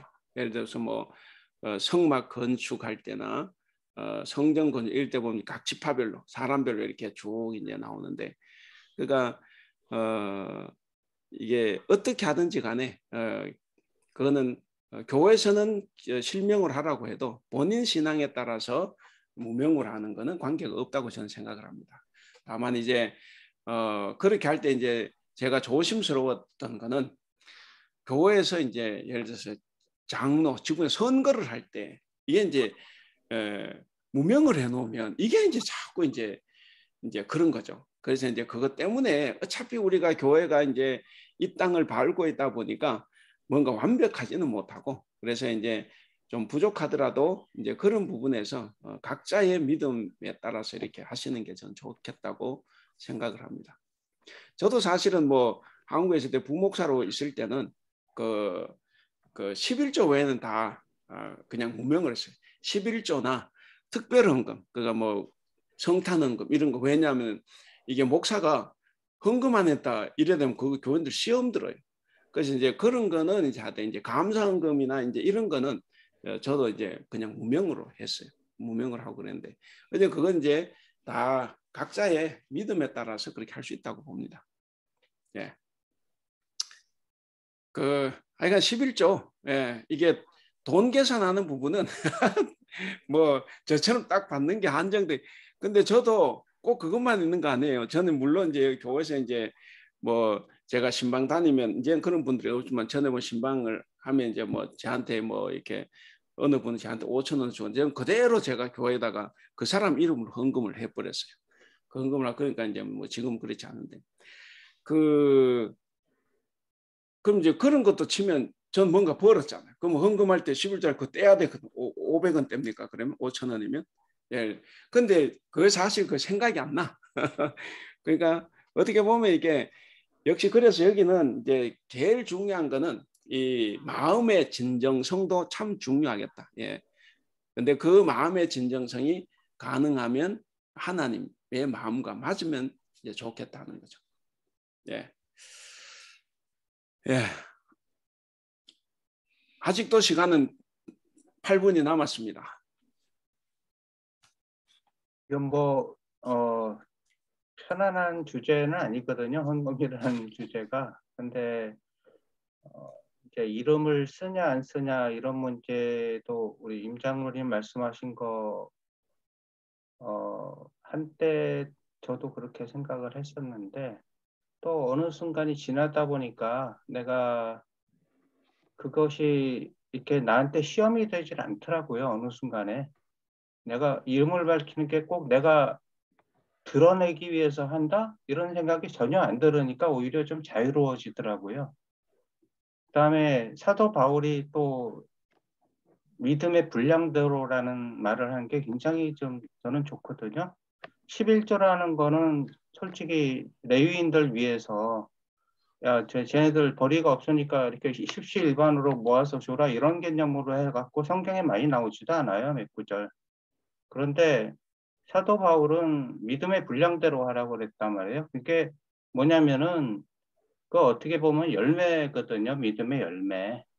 내가 이 정도가 나의 믿음의 열매고 그 열매 정도로 바치는 그런 기쁨이지, 사도 바울이 꼭 10분의 1을 내란 말을 한 적도 없고, 예수님도 솔직히 뭐 정확하게 그렇게 11조를 강조하지는 않았는데, 우리가 이제 교회 운영상 필요하다 보니까 우리 한국교회 전통의 11조가 되다 보니까 이제 이런 문제가 나왔다 보고, 제 결론은 믿음의 분량대로 그 분량을 냈을 때 나에게 기쁨이 되면 그런 조건으로, 그 다음에 이름을 쓰든 안 쓰든 중요하지 않다. 네, 저는 이제 이렇게 제 결론을 내리고 싶습니다. 승희에게 절대로 바꿈지 말고 헌금 무리하지 마. 감사히 잘 새겨 듣겠습니다. 그러면 너 박 변호사님 찾아가면 안 돼? 그래 찾아와요. 그건 별개지. 다른 건 아닐까요? 그냥 하는 게.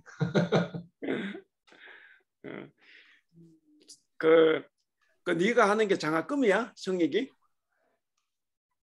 예, 장학금 받는 걸로 이제 내는 거죠. 예. 사실 이제 내가 여기서 이게 이제 이게 오해가 될 수 있을까 보는데, 내가 그 대전에 있을 때는, 학교에 있을 때 애들 장학금 받아서 11조 하는 건 저는 하지 마라 그래.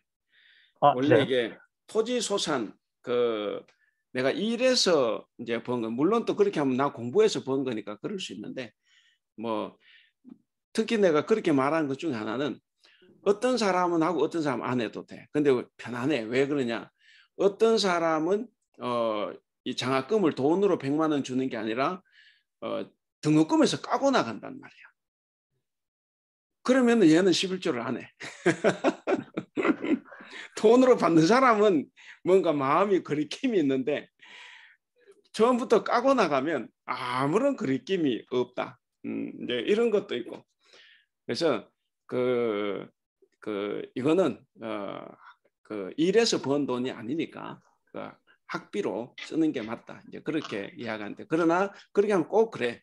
그러나 네가 바치고 싶으면 그건 바쳐. 그거는 뭐 네가 굶든 어쨌든 간에 자기가 생각해서 바치면 그거는 이제 괜찮은데, 그러나 내한테 물어보면 이제 나는 그걸로는 안 바쳐도 된다. 이제 그렇게 이야기를 하지. 알겠습니다. 이야기가 이제 우리 저 대학교에 우리 저 대학 내 제자들도 저 이거를 본사 보기 때문에 내가 거짓말도 못해.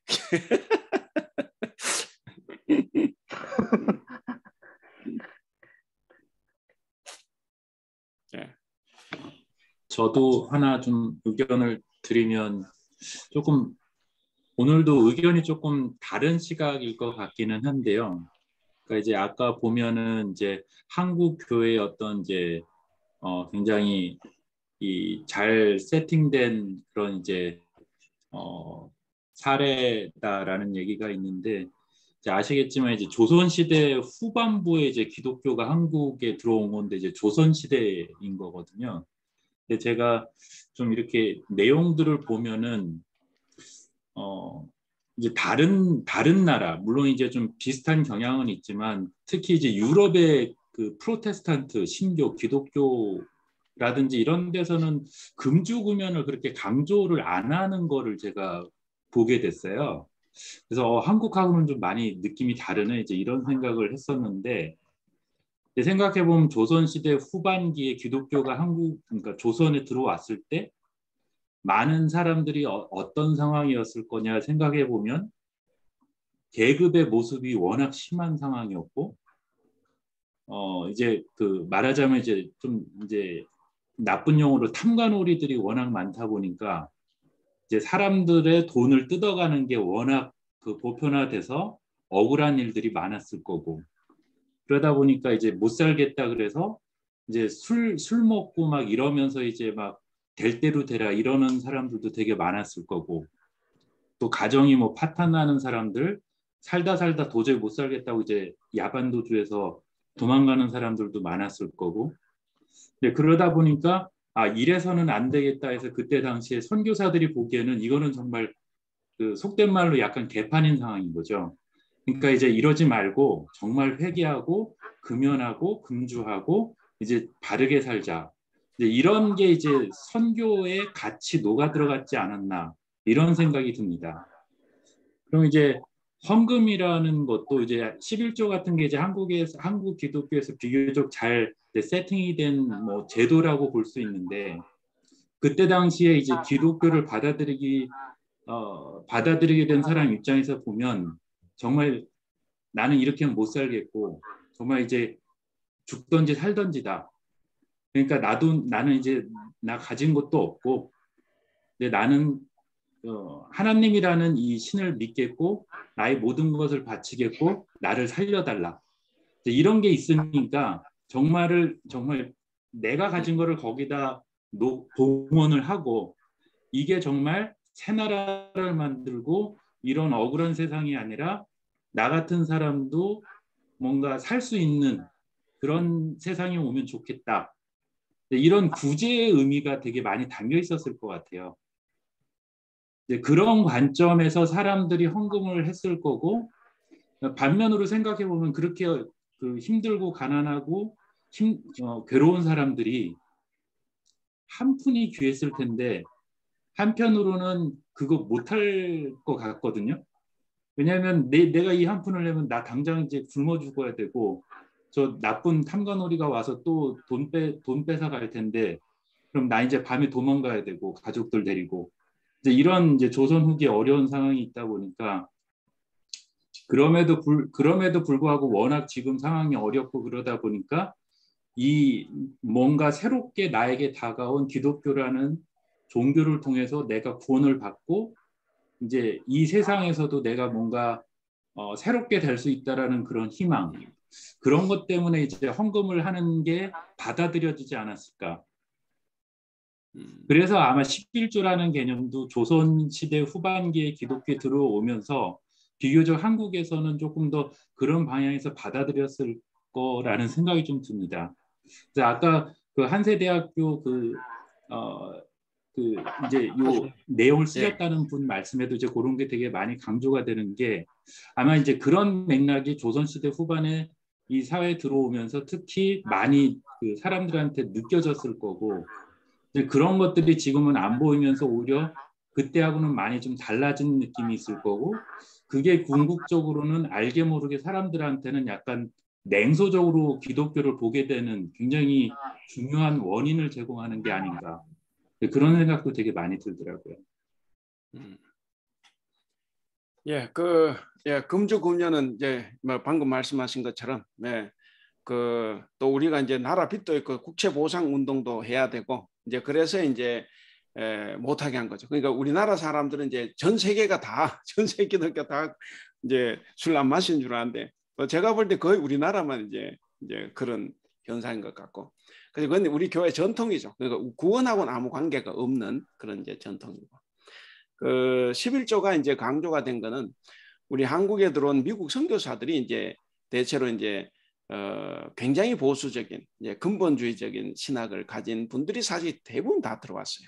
뭐 언더우드도 그렇고 뭐 다 이제 그 당시 이제 미국 그 근본주의자들이 들어왔는데 그러니까 이제 이분들이 이제 성경을 이제 문자대로 믿어야 되니까 그래서 한국 교회에다가 이제 그 11조를 그래 많이 강조를 했죠. 근데 실제로 미국도 이렇게 강조는 안 하는데 이제 그 사람들은 그랬고 근데 그게 이제 우리나라에서는 잘 또 그게 정착이 됐어요. 방금 지수님 말씀대로 세팅이 이제 된 건데 어쨌든 중요한 건 아까 이제 뭐 여러 가지로 또 신장도 말씀 이제 그 믿음의 분량대로 그러니까 자기 마음에 진정성을 가지고 있다고 하면 우리 하나님께서 진짜 뭐 국세청 직원도 아닌데 그거 가지고 뭐 하시겠나 이제 그런 거죠. 그래서 중요한 거는 이게 이제 구약 학자들 가운데도 11조를 꼭 해야 되는 건 아니다 생각해요. 제 지도 천사무엘 목사님도 마찬가지인데 근데 이런 분들 11조 제일 철저하게 합니다. 그러니까 이거 가르친다고 해서 그분 안 하고 가르치는 게 아니고 정말 그 11조나 이런 거 다 철저하게 해요. 그리고 그걸 기쁨으로 하고 그렇게 하지만 이제 성경적으로 이제 봤을 때 이게 그렇게 강조가 한국 교회처럼 그렇게 강조가 그렇게 돼야 되나 이제 그런 거는 이제 의문을 가지지만 그는 이제 하는 거는 다 이제 하죠. 하고 어제 이제 그런 점에서 오늘은 좀 우리가 민감할 수 있는 주제를 그래도 오늘 잘 대화해 주셔서 감사합니다. 이제 시간이 이제 마칠 시간이 됐네요. 어쨌든 오늘 한승익이 감사해. 처음에 나는 그냥 보고 이야기하라 했는데 너무 좋은 이야기를 해줘서 내 마음이 아주 편했고 교회 오면 내가 밥 사줄게 나도. 감사합니다. 그래. 잘 들어주셔서 감사합니다. 아주 너 진짜 잘 이야기했어. 그런 거 이렇게 드러내면 니한테도 아마 이게 큰 도움이 되리라고 생각을 해 하고. 우리 마치겠습니다. 기도하겠습니다. 사랑과 은혜가 충만하신 우리 하나님 아버지 은혜를 감사합니다. 오늘도 이렇게 귀한 시간 허락하여 주셔서 하나님 우리의 신앙을 다시 한번 돌아보고 또 점검할 수 있도록 하신 것 감사합니다. 우리가 주님께서 주신 모든 것 우리가 가지고 살아가고 있지만 우리가 얼마나 주님 앞에 감사하고 또 얼마나 주님과 또 우리 이웃과 나누었는지 생각할 수 있는 기회를 주신 것을 감사합니다. 하나님 정말 우리가 믿음의 분량대로 우리의 마음의 진정성을 가지고 하나님 주님께 바치고 또 이웃을 섬길 수 있도록 우리를 도와주시옵소서. 하나님 오늘 순환주간 마지막 날입니다. 내일은 또 주님께서 부활하신 기쁘고 복된 날입니다. 하나님 내일 부활절에 우리 기쁜 얼굴로 만나서 주님을 예배하며 찬양할 수 있도록 도와주시옵소서. 감사하며 우리 주님 예수님의 이름으로 기도하옵나이다. 아멘. 감사합니다. 감사합니다. 수고하셨습니다. 감사합니다.